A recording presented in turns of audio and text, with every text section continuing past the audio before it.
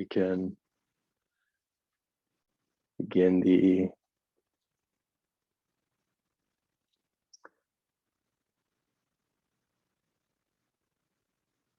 sharing of loving kindness.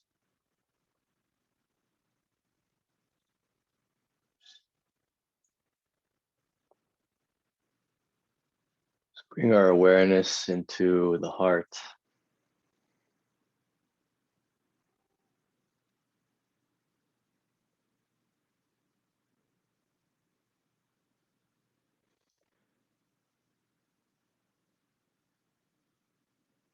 Let's begin with an intention.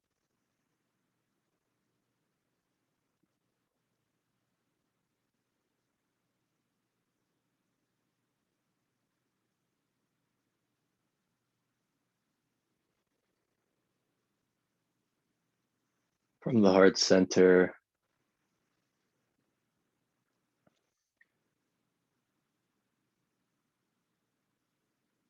you can say,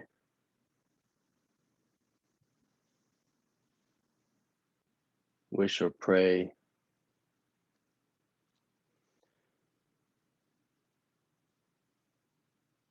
you be filled with divine love and kindness.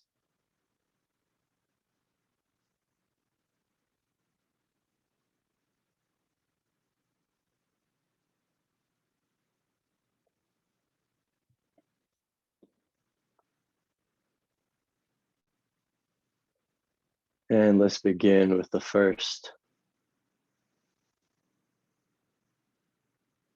object of loving kindness, which is ourselves.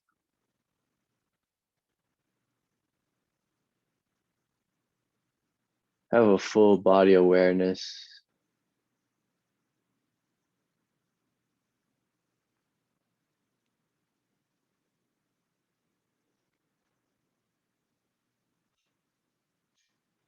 While you see a mirror reflection or image of yourself,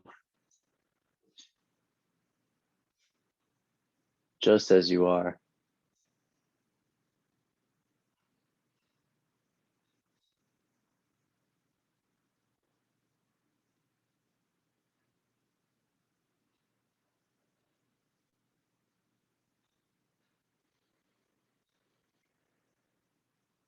Sensing and perceiving goodness in your own heart, in your own being.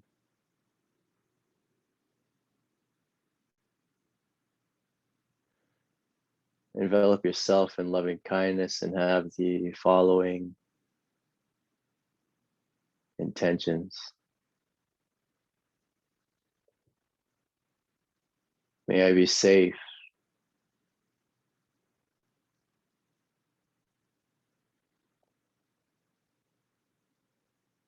Having the genuine wish for safety. May I be happy.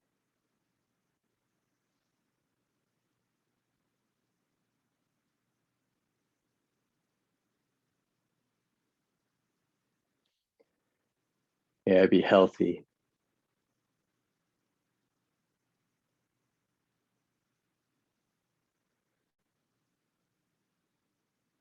May I live at ease, free from suffering, from pain.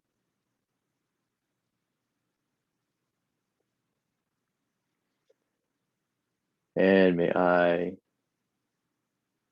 awaken.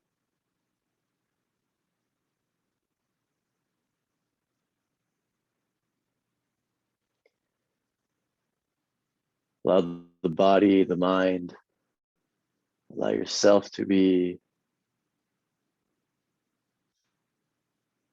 enveloped, even saturated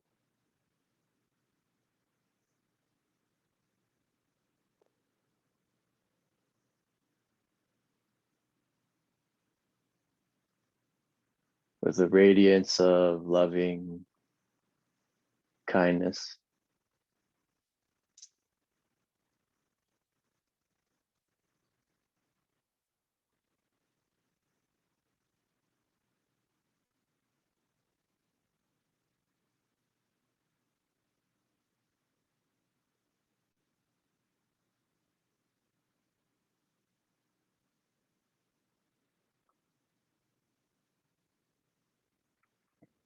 You can repeat whichever phrases or words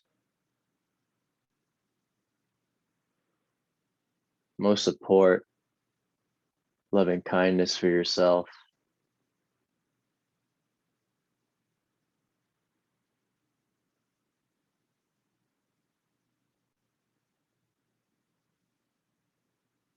With that goodness within as object.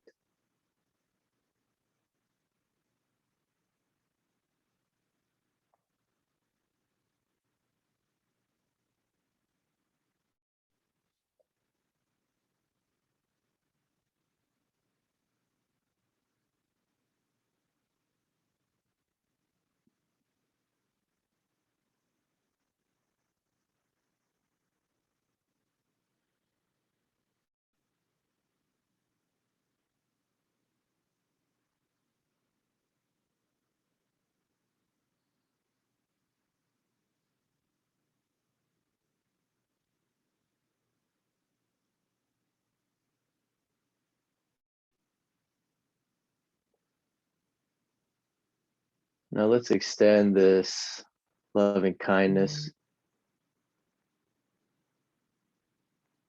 Let's radiate it further. In your home or wherever you are, see before you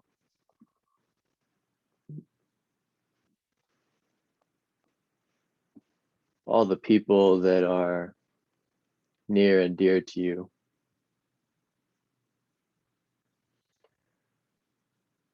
Family members, friends, teachers, fellow meditators, even pets,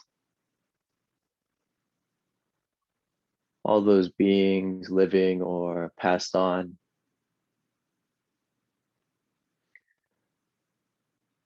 See them before you and sense the goodness in their hearts.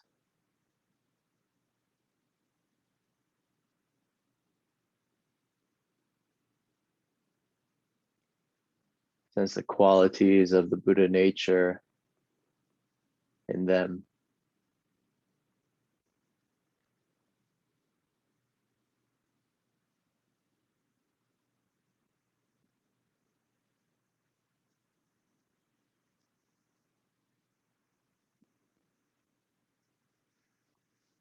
And have the following intentions. May you all be safe.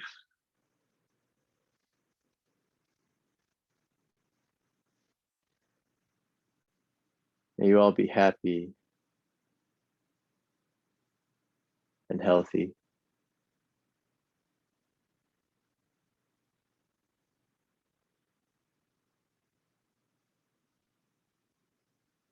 May you live at ease, free from suffering, from danger.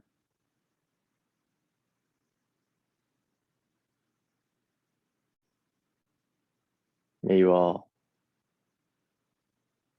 awaken.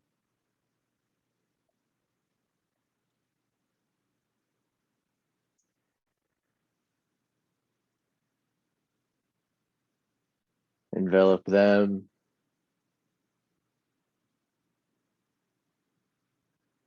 in loving kindness.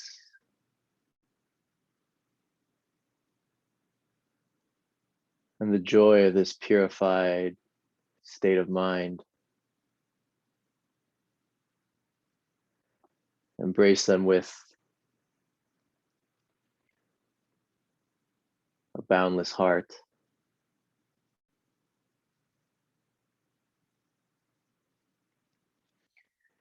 And radiating loving kindness in every direction. Radiate it above you, before you, behind you, below you, left and right.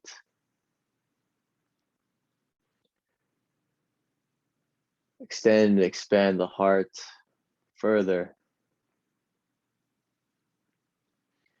to encompass the entirety of your city or town.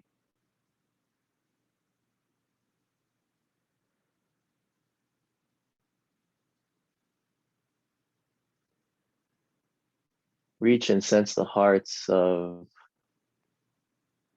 all the beings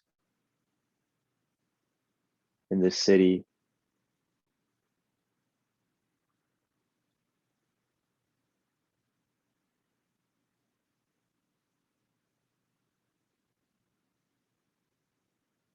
and wish for them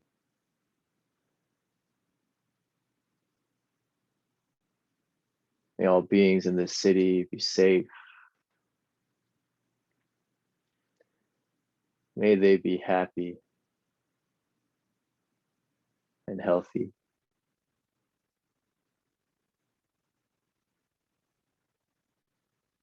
May they live at ease, free from suffering,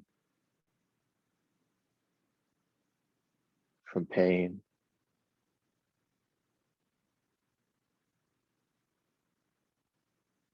And may they all awaken.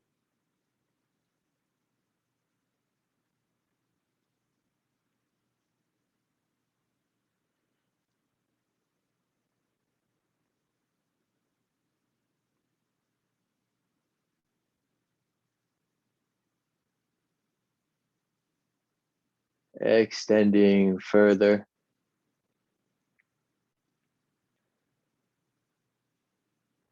this loving kindness that's permeating, enveloping the whole city, extend it further to encompass the entirety of the state or province you live in.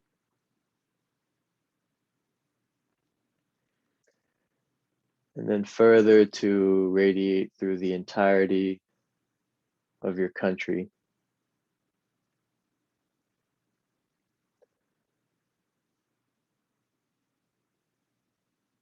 All beings in this country, on the land, in the waters, and in the sky.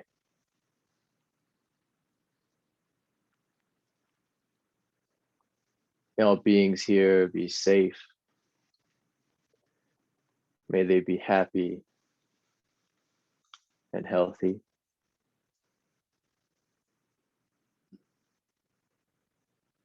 May they live at ease,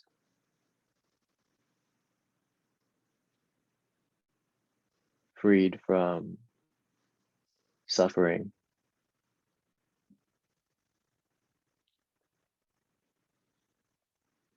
May they awaken.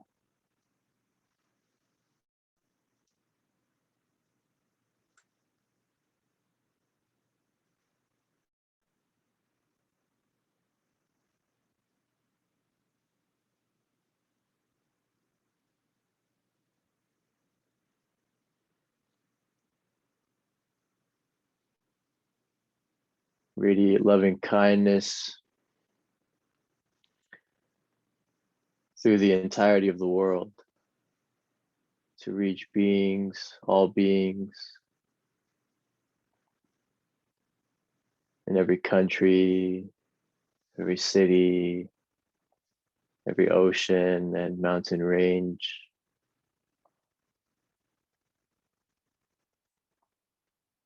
Envelop the whole world in loving kindness.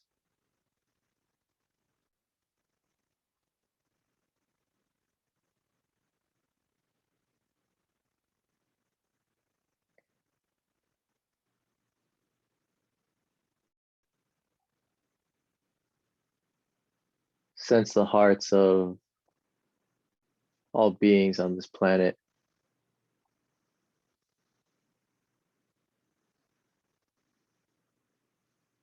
yourself included.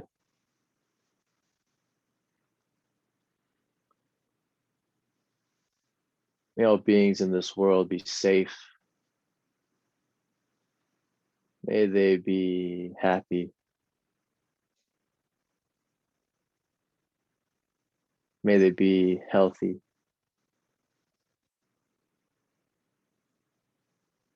freed from suffering, from pain.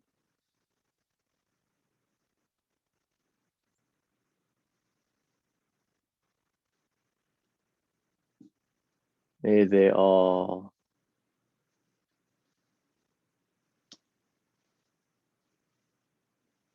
awaken.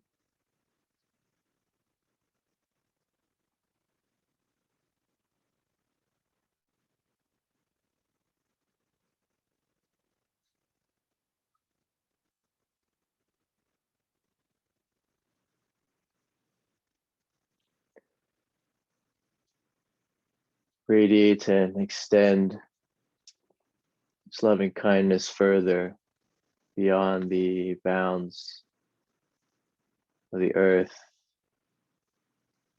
the earth system.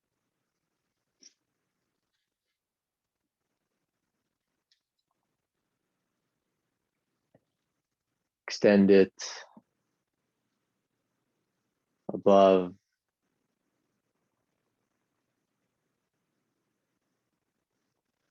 to reach all exalted existences and the beings that reside in them.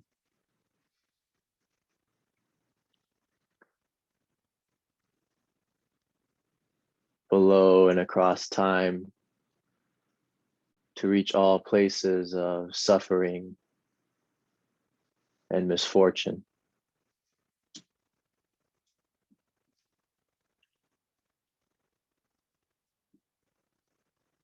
Let your loving kindness and awareness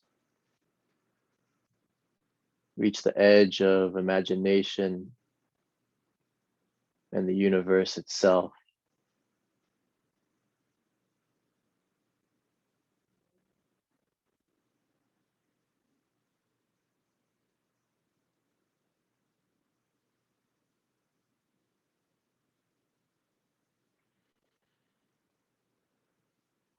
With an immaculate consciousness and heart extending in every direction. Wish that for all beings in all places and time, in all worlds, may they be safe. May they be happy. May they be healthy, free from suffering, from pain.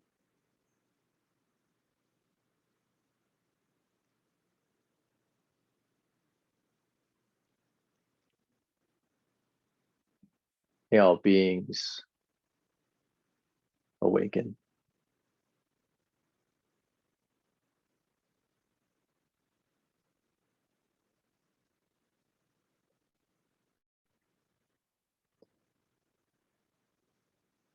You can rest in this perfect loving kindness, or just release all intention for a few moments.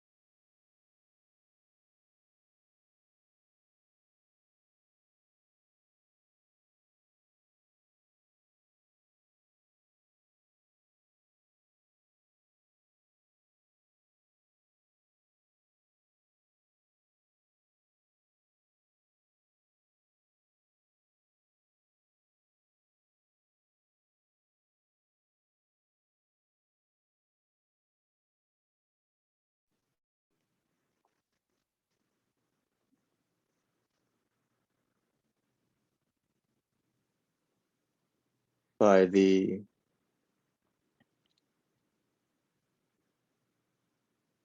power of the triple gem, the Buddha, the Dhamma, the Sangha, all the masters of the path. May all the meditators here be protected. May they be guided. May all of you be blessed with happiness, with health, and freedom. May you all know the end of suffering and realize the truth.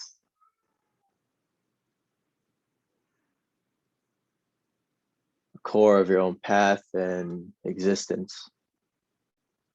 May all your wishes be fulfilled and may you awaken to enlightenment in this very lifetime.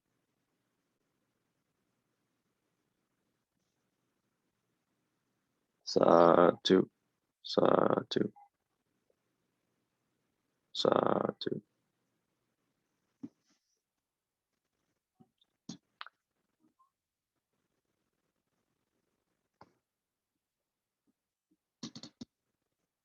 You can either remain seated here with your eyes closed.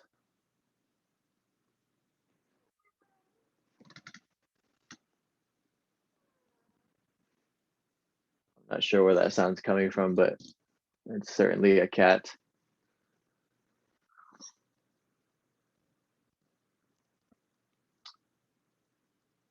We'll continue with the talk for today.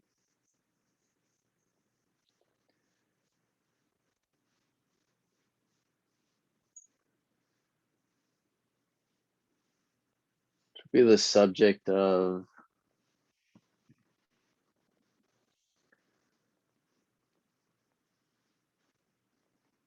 the great spiritual bypass. What is it? What does it mean and entail?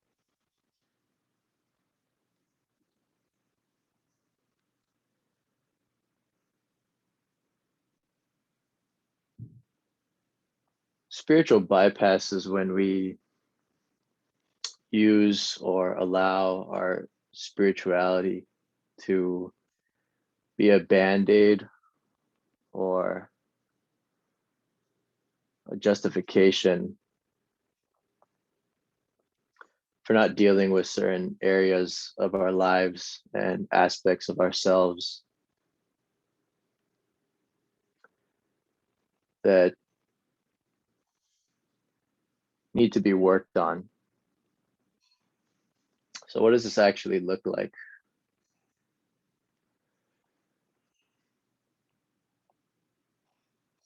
Detachment and non-attachment. Non-attachment is coming from a place of non-resistance, of openness. There's a letting go-ness there. Detachment, on the other hand, oftentimes is coming from a resistance. Apathy and equanimity may seem to be quite similar, but they're actually very, very different.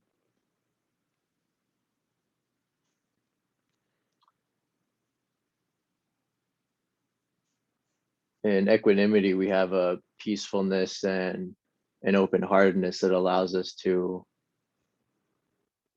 not really be so affected by circumstances or by winning or losing. But in apathy and detachment, you may have a similar result, which is not being concerned with the outcome. But the root of it, whether it's coming from an openness or a closeness, a resistance or a non-resistance, is really the hallmark of the bypass itself. give an example from my own life to help illustrate this. Formerly, for about 2 years, 2 or 3 years, after a pretty significant and deep awakening in my 7th year of practice, there would be these periods of really profound openness. So the non-duality would be very vivid, inseparability would be very strong, a lot of boundlessness. And looking back, this may have been in tandem with moon cycles. I'm actually not sure, but they happened about every month. So every month for a day or 3 days, sometimes longer, there'd be this very vivid, extremely vivid wakefulness and presence. It just lasts hours and not end. So there'd be this big opening. And when the energy in the body would change and this natural presence and wakefulness would become obscured by thoughts or content in the mind, kind of contraction would happen where that degree of vividness and presence would wane or fade. And in that contraction, the sense of self and separation would be reestablished and take the forefront of consciousness. And as soon as it did that, there would be this huge, I wouldn't call it a backlash, but a lot of personality material and things like that would come up. So you'd have this big opening, oh, so much happiness and power, and then massive contraction and a very strong sense of abysmalness. It's the only way I could describe it. Abysmalness, absolute voidness, the negative kind. And in these periods of void that would follow the openness, there would be this very powerful and prevalent apathy. And I remember having a conversation with a teacher, and I told her, I'm having difficulty differentiating between this abyss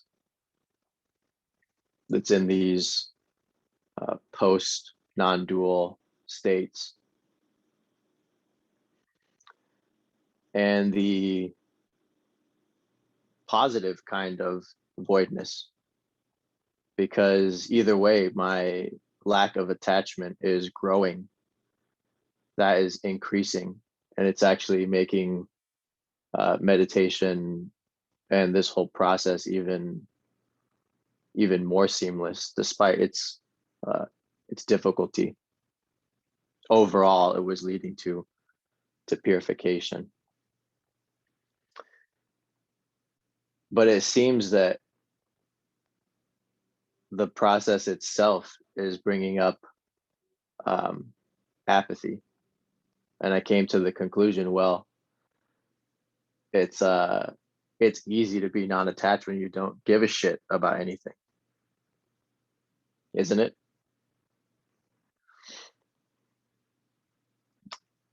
And so I had to reflect and really think about that and be clearer on it.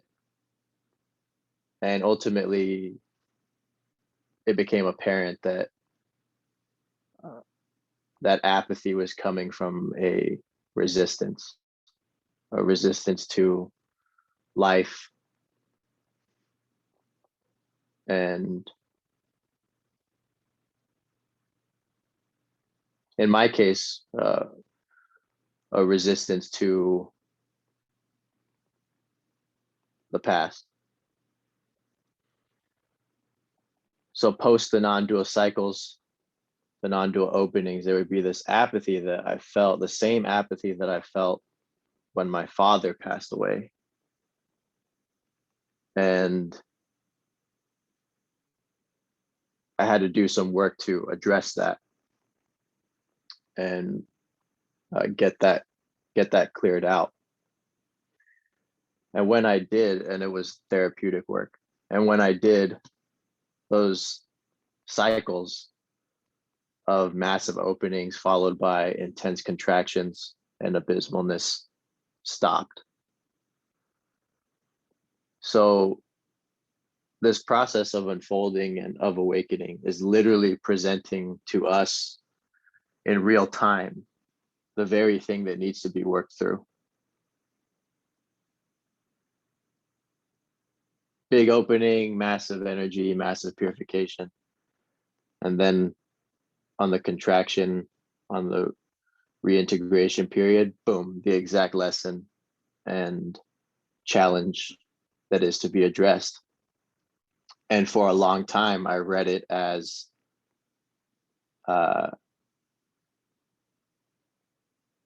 more having to do with awakening and expansion than with personality material and integration. And that misperception kept those ups and downs happening for a very, very, very long time. So it may not be comfortable to ask ourselves these questions. It may not feel as good as expansiveness. It may not feel as good as non-dual bliss, but what parts of ourselves or what parts of our lives are we neglecting?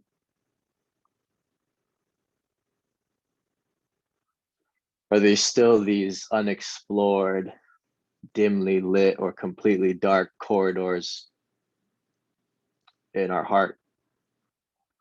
Are there still places within us that we don't want to revisit? Places within us where we don't want to go?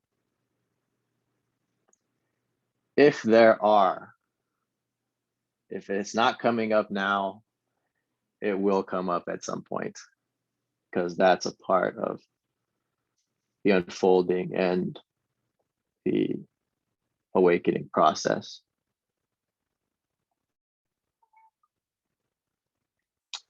And I've found that what is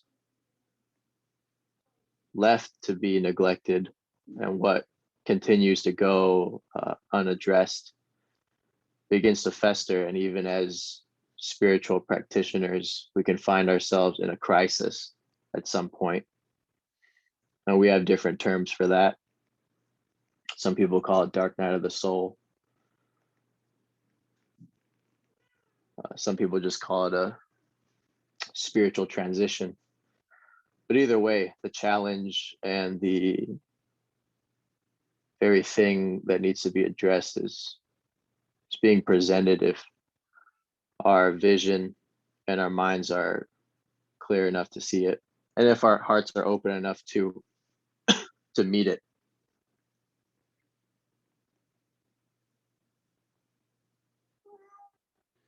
So this leads into a class that we're opening as of tomorrow. It'll be starting at 8:30 a.m. every Sunday. I've called it the Heart of Compassion. A lot of this personality stuff has to do with the integration points that I've just made, is that, as many of you have found, that oftentimes the most difficult object for loving kindness is ourselves. Most difficult object of compassion is ourselves. So I'm going to be dedicating a whole class just to this one particular thing, because the deeper the roots of the tree are, I've found, the more healed we are, essentially. The higher those branches can grow. It's great. It'd be great if your awakening reaches to such a sufficient extent that you're really enlightened and transcended the woes and sufferings of your life and of this world. But it's certainly possible, certainly possible. I'm sure we've all seen it, to be highly spiritually developed and still have some parts of ourselves and some parts of life that there's still a great deal of resistance to, and that is still gone completely unaddressed. So this class starting tomorrow is really for that.